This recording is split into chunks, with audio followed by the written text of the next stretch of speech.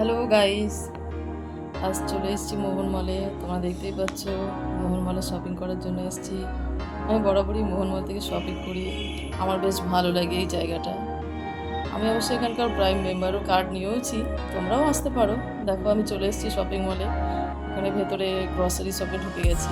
Grocery শপে মোটামুটি সব কিছু সুন্দরভাবে অ্যারেঞ্জমেন্ট করা থাকে, ওই জন্য আমার বেশ ভালোই লাগে।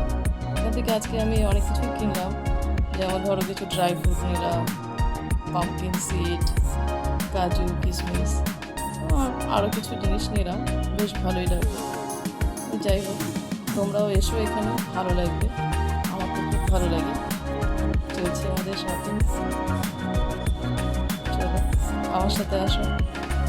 এবার আমি আসলাম কিছু বডি লোশন আর জামা কাপড়ের ড্রেসও কিছু দেখলাম, কিন্তু সেগুলো আজকে খুব একটা পছন্দ হয়নি, তাই নিয়ে নিই।